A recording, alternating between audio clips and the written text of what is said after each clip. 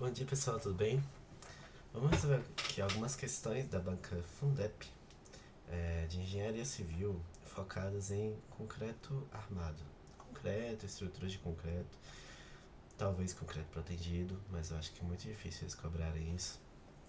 Em primeiro lugar, algo que eu já notei sobre essa banca é que eles possuem 4 alternativas, as questões sempre possuem 4 alternativas, e eles gostam muito de questões do tipo assinale a incorreta. Mas também curtem algumas de verdadeiro e falso. Então vamos lá, vamos começar aqui por uma de verdadeiro e falso, que vai falar sobre os agregados utilizados na produção do concreto. A primeira informação fala assim: quando há aumento da porcentagem de grãos alongados e lamelares do agregado graúdo, o concreto perde trabalhabilidade. Isso aqui está correto, certo? Por que está correto? Porque se você tem um agregado graúdo que tem grãos muito arredondados, muito uniformes, muito bonitinhos, o que vai acontecer? Eles vão conferir bastante trabalhabilidade, porque você vai ter menos atrito entre a brita, entre a areia. Então, quando você for trabalhar com esse concreto, vai ser muito bom. Agora, digamos um outro caso. Se você tem, assim, ó, digamos, uma brita bem rugosa, assim, sabe? Bem troncha mesmo, assim, ó. Lamelar, tipo assim, ó, sabe? É, qual é o nome que ele fala? Alongado e lamelar. O que vai acontecer? Ele vai conferir atrito. Vai conferir atrito entre os grãos. Então, você vai ter uma área de contato maior. Tá vendo? A área de contato vai ser maior. Mas para trabalhar com o concreto, para mexer isso aqui, não vai ser tão legal. Então assim, a trabalhabilidade é ruim, mas o atrito e a resistência é bom. Então assim, essa primeira aqui é verdadeira. Então já vamos desmarcar aqui as duas que dizem que ela é falsa. Vamos para a próxima. A alta porcentagem de material fino exige aumento de água de avançamento e, consequentemente, de cimento para o mesmo fator água-cimento. Claro que isso aqui está correto, porque imagina que você tem um concreto ali, então já vamos apagar isso aqui, né? Imagina que você tem ali bastante material graúdo, certo? Grosso, material grosso. Quando você jogar aqui, ó, digamos que você vai jogar a água. Você vai jogar aqui, ó, água. A água vai, vou colocar como, vai aqui, ó, envolver todos esses grãos muito fácil, certo? Agora, e se você tiver muito fino, muito material fino, assim, ó, dessa maneira, muito material fino, a água vai chegar aqui por si só, por conta da dificuldade de percolação, ela não vai envolver todos esses fios, ó. A área de contato é muito maior, você vai precisar de muito mais água, tá vendo? Então não vai ser tão bacana, sabe? Então você vai precisar de mais água. Vai precisar de mais água, tá vendo? E assim você vai precisar também de mais cimento. Então essa daqui é verdadeira. Então a gente pode desmarcar essa e votar nessa. Vendo assim que todas são verdadeiras. Mas vamos ver a terceira questão. Concretos com alto fator agregado de cimento comportam-se melhor em caso de incêndio do que os de baixo fator. Sim, está correto. Por que está correto? Porque o agregado é material inerte e a dilatação térmica dele é baixa. Então, se você tem bastante agregado, em uma situação de aumento de temperatura, ele não vai dilatar tanto. E, portanto, a microestrutura do concreto também não vai se separar. E assim ele não vai perder resistência. Então, ele se comporta melhor. E a última, a condutividade térmica dos grãos agregados não tem relação direta com o concreto. Não tem relação direta porque, novamente, é um material inerte. Vamos para a próxima questão. Analise a afirmativa a seguir, associada ao reforço com chapa de aço colada em estrutura de concreto, assinado com V as verdadeiras e com F as falsas.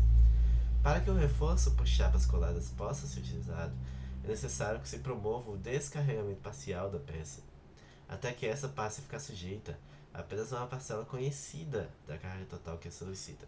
Sim, Se a peça estiver em trabalho, né, estiver ali em atividade, fica difícil você fazer o reforço, né? Isso em qualquer estrutura, seja de aço, de concreto. Então você precisa descarregar ela em parte para que assim você consiga fazer com segurança as modificações necessárias, né? Então essa afirmativa está correta. Vamos para a próxima. Se houver fissuras na superfície de concreto, essas deverão ser convenientemente seladas logo após a execução do reforço, de forma a impedir toda e qualquer fuga de resina.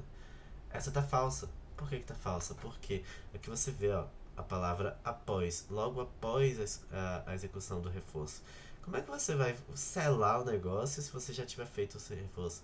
Você precisa primeiro selar todas as fissuras e depois, aí sim, impedir, fazer o reforço necessário. Então a primeira é verdadeira e a segunda é falsa. Vamos já, ó, essa aqui já diz que a primeira é falsa, já descartamos. As outras duas estão dizendo que é falsa, então vamos para a próxima. As superfícies metálicas que não ficarem em contato com a resina devem receber tratamento de pintura anticorrosiva, aplicada sobre uma demão de primário epoxídico em pó de zinco. Sim, verdadeiro. Por que é verdadeiro? Porque a superfície metálica que não ficar em contato com a resina precisa de pintura anticorrosiva, porque a resina por si só já faz a proteção, correto? Já faz a proteção. O que não ficar em contato com a resina vai precisar de alguma maneira ser protegido, porque senão vai ocorrer corrosão e vai ocorrer danificação na sua estrutura de aço, né? Então essa daqui é verdadeira. Já podemos marcar essa aqui. Vamos ver a última. Uma superfície muito rugosa tornará difícil a aplicação da resina, podendo levar a descontinuidades na película da cola com a formação localizada de bolha de ar. Sim, imagina aí. Você tem uma estrutura que é muito rugosa, ó. Aí, ó. Desse jeito aqui, a estrutura. E você vai aplicar aqui, ó, a resina. Aí você aplica aqui, ó. Digamos que você aplica aqui a resina. Desse jeito, ó. Aí vai ficar tipo uma camada assim, ó. Você reparou que ficou uma parte aqui, ó, desprotegida? Essa parte aqui tá desprotegida? Isso são bolhas de ar. São bolhas locais onde você não tem o contato. Então tá correto. Próxima questão. Novamente sobre agregado. Próxima. Sobre o tratamento de fissuras em estrutura de concreto, assinale a alternativa incorreta. Então, assim, são 3 verdadeiras e uma falsa. As resinas epoxídicas são as mais utilizadas na grande maioria dos casos em que se pretende injetar fissuras inativas. O que são fissuras inativas? Primeiramente, você precisa entender o que são fissuras ativas e inativas. As ativas são aquelas que estão em constante expansão. Então, assim, por questões tipo variação térmica, sabe? Questões de atuação da água, de algum outro fator de agressividade, ela vai continuar abrindo. Agora, as fissuras nativas não. As fissuras nativas, elas não. Abriu ali, chegou num ponto que parou. Então, a epoxídica, a resina epoxídica é ótima, excelente, porque ela se torna rígida, né? Então, se você lançar numa fissura ativa, ela vai acabar perdendo aderência. Então, de fato, essa alternativa está correta. É admissível o enchimento por gravidade nas fissuras de cobertura superiores a 3 milímetros e não muito profundas. Sim, o enchimento por gravidade é admissível. Não pode ser muito profundo, porque senão você vai precisar aplicar pressão e não por gravidade. Letra C. A selagem é a técnica de vedação dos bordos das fissuras ativas pela utilização de material necessariamente aderente. Sim, como é que você vai fazer a selagem sem o material aderente, né? E a última. Fissuras com abertura de 0,2 mm recebem injeção como tratamento, procedimento que é feito sobre alta pressão. Então, vamos lá. A gente está tratando de uma fissura que tem uma abertura que já é considerada alta. Como é que você vai fazer uma injeção sob alta pressão? Você corre o risco de agravar aquela situação. Então é melhor você fazer sob baixa pressão, não é isso? Então, essa é a resposta incorreta. No que se refere à produção, transporte, lançamento e cura do concreto, assinale a alternativa incorreta. O concreto deve ser vibrado ou apiloado contínua e energicamente com equipamento adequado à sua consistência durante o lançamento, não após. Esse não após aqui está tornando essa alternativa incorreta. Por quê? Porque como é que você lança ali o concreto, beleza, você está apiloando, você está vibrando, mas a partir do momento que você terminou a concretagem, pronto, você não pode mais vibrar. Você terminou, parou de vibrar. E essa última leva de concreto vai ficar sem vibrar? Não pode. Então você tem que vibrar durante o lançamento, sim, isso está correto, mas também imediatamente após. Também não pode demorar muito tempo, porque senão é sacanagem, né? Mas você pode marcar que essa aqui está incorreta. O vibrador deve ser utilizado preferencialmente na posição vertical e mudado de posição quando a superfície se apresentar brilhante. Sim, digamos que uh, você tem aqui o concreto que você está lançando, a superfície do concreto, você vai colocar o vibrador nessa posição assim, ó, na vertical. E aí, a partir do momento que você já tiver vibrado um tanto, aí você vai colocar inclinado, que é para continuar vibrando, certo? O concreto deve ser lançado iniciado de modo que toda a armadura, além dos componentes embutidos previstos no projeto, seja adequadamente envolvido na massa de concreto. Claro, não pode sobrar nada de armadura sem estar envolvido, porque o concreto ele gera uma proteção para a armadura contra a agressividade no meio. Além disso, você também tem que vibrar o suficiente para que não haja bolhas de ar que possa haver entre o concreto e a armadura. A operação de lançamento deve ser contínua, de maneira que uma vez iniciada não sofra nenhuma interrupção, até que todo o volume provisto no plano de concretagem tenha sido completado. Certinho, porque se você concretar uma parte agora e uma parte depois, vai acabar gerando uma junta de concretagem. Então, essa junta de concretagem gera uma área mais fraca, mais frágil, que não necessariamente vai ter a mesma resistência que foi projetada. Então, vou marcar aqui que o incorreto, na verdade, é a letra A. Vamos para a próxima questão. No que diz respeito à análise estrutural de estruturas lineares de concreto, assinale a alternativa incorreta. Os trechos de elementos lineares pertencentes à região comum ao cruzamento de dois ou mais elementos podem ser considerados flexíveis. Não. Como é que vai considerar flexível? Imagina que você tem... vamos imaginar aqui que você tem uma estrutura, correto? Então, meu Deus, um instante. Você tem aqui uma estrutura e aí você tem aqui o encontro de dois elementos, certo? Então você tem esse trecho aqui, ó. Esse trecho, por ser o encontro de dois elementos, e aqui a gente está olhando em planta, são duas vigas aqui, tá? Então aqui você tem um pilar. O que vai acontecer? Vai haver uma rigidez. Vai haver uma rigidez aqui. Essa viga vai acabar ficando engastada aqui, essa aqui também. Claro que no projeto pode ser previsto que seja rotulado ou simplesmente apoiado, mas naturalmente acaba gerando um certo engaste. Então é considerado rígida. Então tá incorreto, eu já vou até marcar. O diagrama de moinhos fletores pode ser arredondado sobre os apoios e pontos de aplicação de forças consideradas concentradas e em nós de pórticos.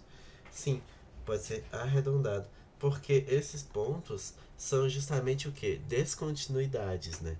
Então, nesses pontos de descontinuidades acaba gerando uma diferença.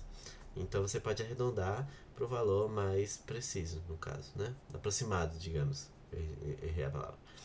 Os pavimentos dos edifícios podem ser modelados como grelhas para estudo das cargas verticais. O que são grelhas? Digamos que a gente tem aqui um pavimento. Vamos imaginar um pórtico, em primeiro lugar, correto? Vou imaginar aqui um pórtico, certo? Aqui, ó. Aqui a gente tem um pórtico. E vamos imaginar aqui, ó. Isso aqui é um pavimento, certo? Beleza, eu não desenhei muito bem não, tá? Então aqui, ó. Faltou um pilar aqui, né? Pronto. Esse é o pavimento 1, esse é o pavimento 2, certo? O que é uma grelha? A grelha é quando você considera a laje aqui, ó, dessa maneira, ó, de acordo com as deformações que naturalmente vão aparecer nelas. Então você vai considerar, ó, todos os pontos aqui conforme as suas respectivas deformações. Então, naturalmente, no meio é onde acaba tendo as maiores deformações, certo? Então, a grelha é isso, quando você faz a análise da forma mais precisa, de forma até mesmo cartesiana, correto? E por fim, em estruturas usuais de edifício, na análise de vigas contínuas, pode ser utilizado o modelo clássico de viga contínua, simplesmente apoiada nos pilares, para estudo das cargas verticais. O que é uma viga contínua? A viga contínua é quando você tem aqui a viga, e aí você vai ter aqui os pilares. Você coloca aqui e você analisa conforme aquelas aulas de isostática e peristática que a gente tinha na faculdade. Então aqui estão consideradas simplesmente apoiadas. Claro que aqui, ó, acaba surgindo um engastamento. Aqui acaba surgindo engastamento, aqui acaba surgindo engastamento. E assim por diante. Mas, para facilitar os cálculos, para ficar algo mais próximo da nossa realidade, é melhor se considerar simplesmente apoiada, certo? Vamos para a última questão. Sobre o projeto de estrutura de concreto, assinale com V as afirmativas verdadeiras e com F as falsas. A fissuração em elementos estruturais de concreto armado é inevitável. Isso é verdade. Isso é muito verdade. Não tem estrutura de concreto armado no mundo que seja que não tenha fissuras. A questão é quais são os limites que a gente pode aceitar. E para isso existe o estado limite de serviço e o estado limite último. Mas vamos continuar lendo. Devido à grande variabilidade e à baixa resistência do concreto à tração. Exatamente. Essa aqui é verdadeira. Então já vamos descartar qualquer uma que diga que ela é falsa. Nas estruturas com armaduras ativas concreto protegido, as fissuras podem ser mais nocivas, pois existe a possibilidade de corrosão sob tensão das armaduras. Certinho também. Também tá certinho. Os estados limites eles são ainda mais rígidos para o concreto protegido. Por isso, por exemplo, a agressividade. Existem os níveis de agressividade, né? Nível 1, 2, 3 e 4, correto? Que aí vai ser de acordo com o meio. Por exemplo, meio rural é nível 1, meio urbano é nível 2, certo? E assim por diante. Se não me engano, o 3 é industrial. E o 4 é industrial também e respingos de maré. Correto? Essas classes são os que vão determinar. E aqui rural ou marinho. Ou marinho não, submersa.